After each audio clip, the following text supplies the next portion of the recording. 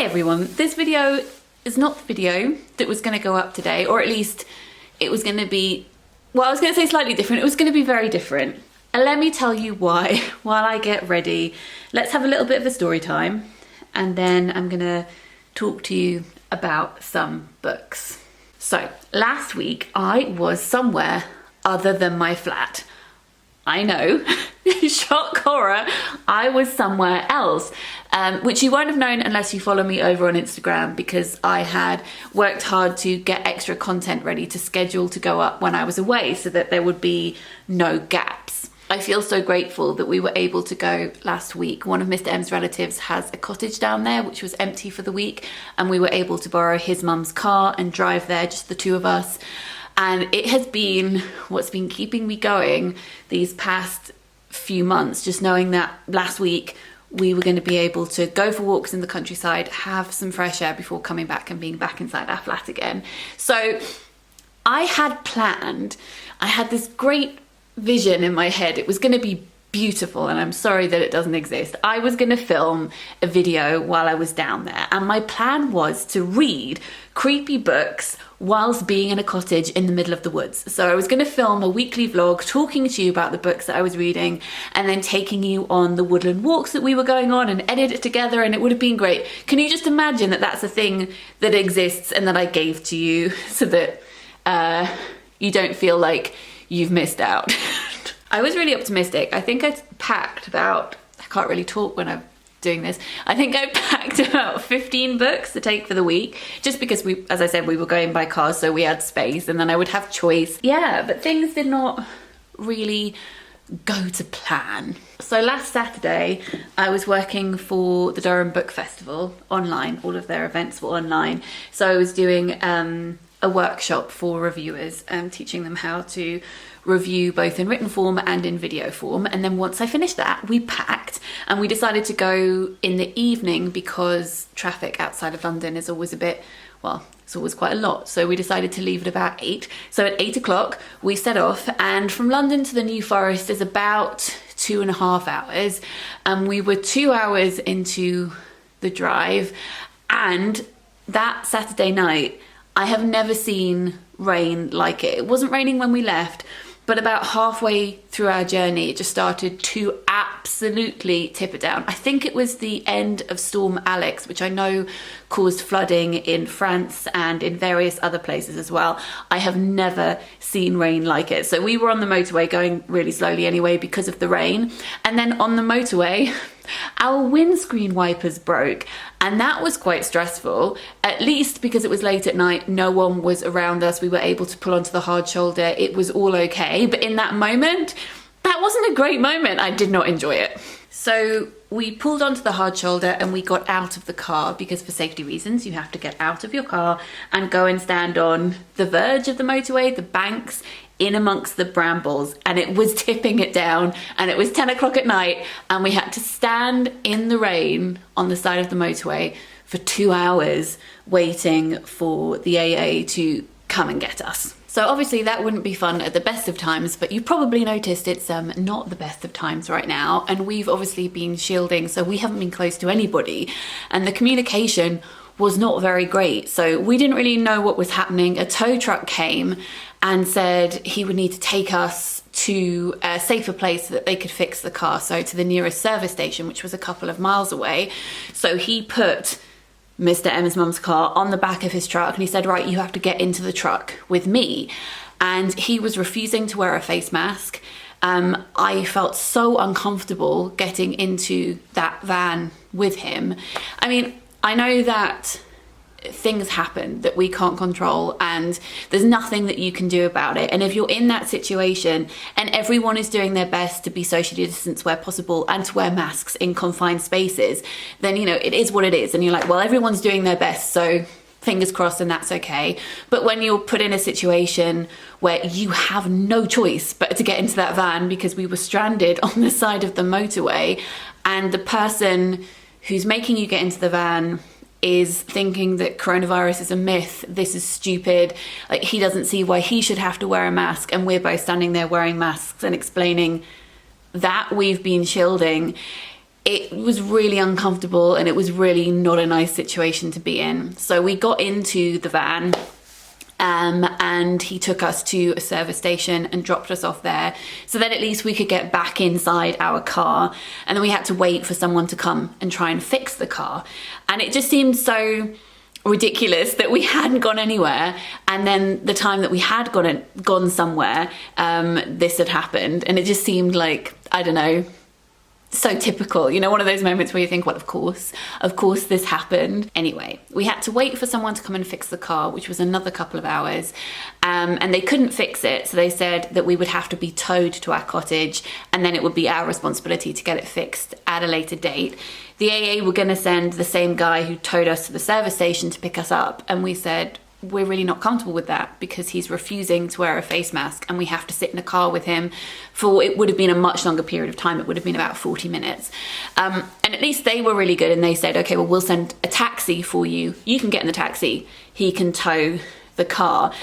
And it took another 6 hours. We were sitting in this car park until 6:30 in the morning, waiting for this tow truck to come and take us to our cottage. And I don't even remember it properly. I was kind of delirious at that point. Then the taxi driver came and he was refusing to wear a face mask too, and saying how COVID was just ridiculous and it wasn't, you know, his legal responsibility to wear a face mask. It was, anyway, he did in the end. And we got to the cottage and it was like 7:30 in the morning or something. It was just not the journey down that we had wanted, you know, to be stranded for 8.5 hours and then having to deal with people who were being just really irresponsible. It was not nice because we were cornered and we couldn't do anything about it. Not fun. Anyway, we got to the New Forest, and as I said, I planned to do a weekly vlog and talk about reading, but by the time we got there, we kind of lost all of Sunday because we were asleep most of the day. We were exhausted. And then we lost half of the week to trying to get the car fixed, and we did find a lovely local garage who fixed the car, and he was amazing and kind of restored my faith in humanity and all of that. I just needed a holiday, so I didn't end up filming, apart from a few clips here and there of some of our walks, which I will show you in a second. And I did read some books when I was there. I read 5. I started 2 of them, I finished 3. So I'm going to talk to you about all of those books today, but I just wanted to share that first as kind of a little explanation. As I said, it would be funny if it wasn't, you know, not funny. Anyway, we did have a lovely time once all of the car stuff got figured out, and we went on some really nice walks, and I made some yummy food, and we read by the fire, and it was delightful. And pigs are out on pannage in the New Forest at the moment. So the New Forest is a place where ponies and cows just roam free, and in the autumn all the farmers release their pigs for about 6 weeks. They release them so that they can eat all of the acorns, because the acorns are poisonous to the New Forest ponies, so it's a way to kind of help everyone out. And when you're walking around, you can see these pigs, not all the time, but we were quite lucky in spying some of the pigs, and we saw some very, very large pigs, and we saw some tiny little piglets which were adorable, and a couple of those wanted tummy scratches. And Mr. M seems to have this magical power when scratching these pigs, because they would just fall over, like just so happy, and just lie there and be scratched, and it was really, really cute. So let me insert some footage here of some of the walks that we went on, and then I'm going to talk to you about the books that I read.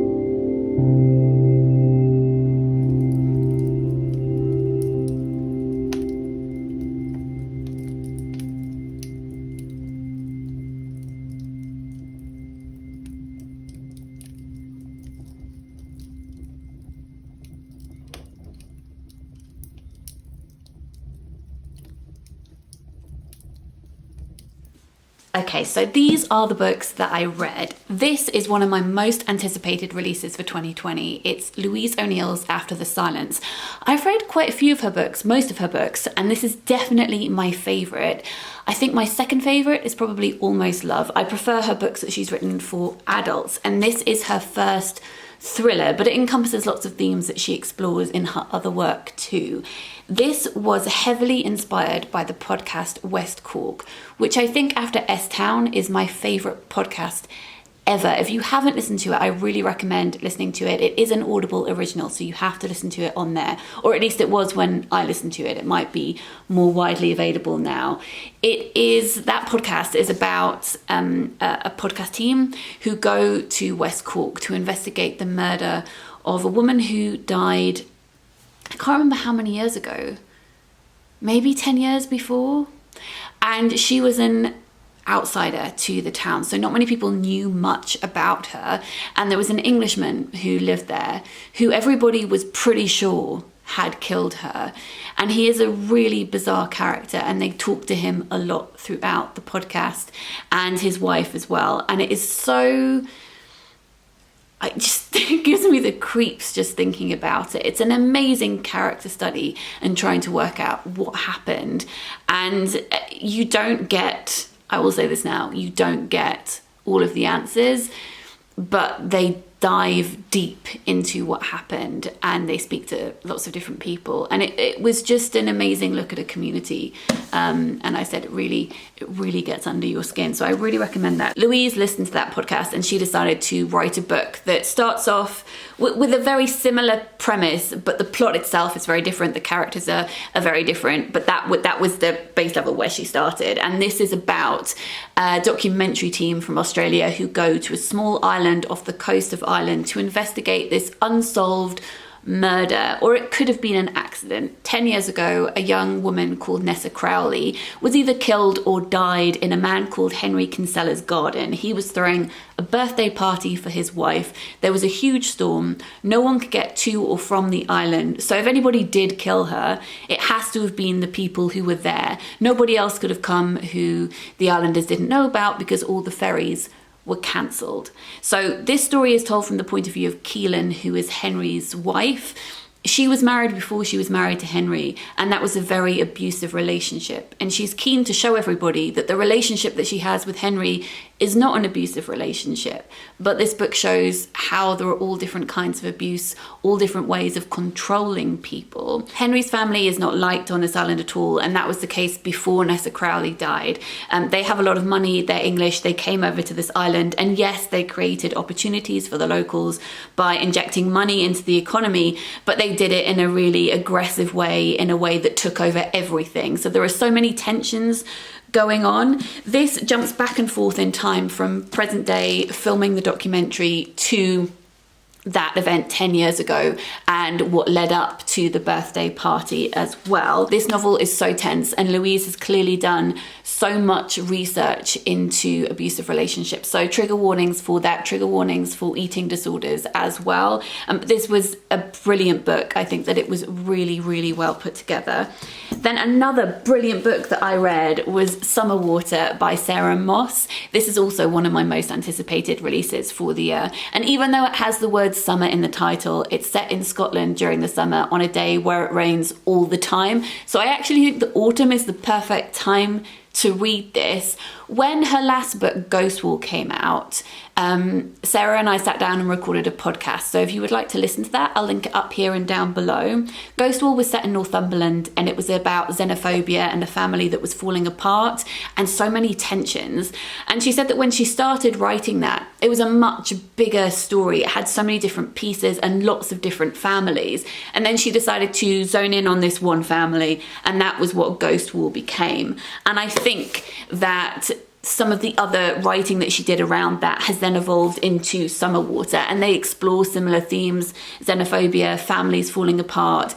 This book made me laugh so much. It is hilarious, and then it will dive into a really tense and sad situation, and then it'll come up for air again. It really feels like you're swimming through this book. We look at lots of different families in this trailer park on an island in the middle of a loch in Scotland, and one of the families has a mother who goes out running in the morning when she has been told by her doctor that she absolutely should not be running because she has issues with her heart, but she decides she's going to do that anyway. We have an old couple who've been there a very long time, and the wife is trying to hide her memory loss from her husband. One of the families has teenage children, and she really gets inside their heads and how they're grappling with the relationships with their parents. And then there are also some young children on this trailer park as well who have taken on some not very nice ideals that their parents have shouted about and clearly discussed in the home, and that has repercussions for everybody. So like with Ghost Wall, she manages to get into the mindset of so many different types of people that we will disagree with and people who we really empathize with, and she manages to navigate that terrain so very well. And at the heart of everything is this really tense moment that keeps building and building. After I read Ghost Wall, I sent Sara a copy of How to Breathe Underwater by Julie Oringer because I thought that she would love it because it has that similar tension, and she said that she really adored it. And this one also reminded me of that short story collection too, the gang mentality of children and indeed of adults, and the terrible things that people can do that have been sparked from something so very small. I think this is her best book yet, and that's really saying something because I adore all of her books. Then I started reading 2 books, which I will finish and talk about at some point, but this is You Let Me In by Camilla Bruce. This is a proof copy, and this is an author who died, and everyone thought that she had murdered her husband, and she leaves her niece and nephew a manuscript that she has written about the death of her husband, and if they can solve the clues inside it, then they can get their inheritance. So I've only just begun, but I'm really intrigued by that premise. And then I started reading Weird Woods, Tales from the Haunted Forests of Britain. This is edited by John Miller, and this is exactly, what the title says it is. And I've read 2 stories so far. One of them, the first one, is anonymous, but don't know who wrote it. And it's one of those tongue-in-cheek, really ridiculous kind of camp horror stories where a husband and his wife, they go to Dartmoor, and he gets a letter saying that his uncle has passed away, and they're at dinner, and he says to his new wife, "I can't believe that my uncle just died. It's so great that 2 weeks ago he changed his will to leave everything to us because we have no money. Look, I even have this will in my pocket that he gave to me, and I've kept it here for 2 weeks. Let me take it out and let's look at it together." Really ridiculous circumstances, made me laugh. And then the next one is by E. Nesbitt, and she is obviously most well known for her children's books, but she did write for adults as well. And that one is a ghost story where these statues, these marble statues, come to life on Halloween every year. The 2 that I have read haven't been scary, but they have been delightful to read, and I will read the rest and talk to you about them once I've done that. And then finally, the last one that I read is this picture book called The Wolf's Secret, and it's by Miriam Darman and Nicolas Digard, and it's illustrated by Julia Sada, and I absolutely love her illustrations.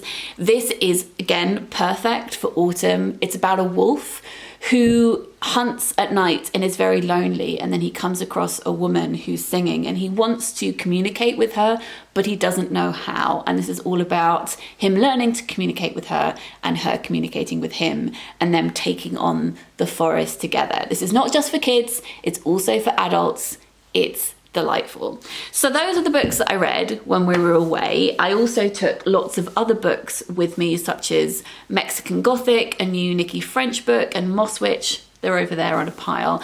And I intend to read as many of those as I can over the course of October, and I will talk to you about them as I do so. I want to do a reading vlog where I'm making Halloween baked goods and talk to you about books, and I have lots of other ideas too. So I will get those videos up for you in the coming weeks, and I hope that you enjoyed this video even though it wasn't what I envisaged initially. I will list these books in the description box down below. I hope you're having a good start to your week, and I'll speak to you very soon. Lots of love.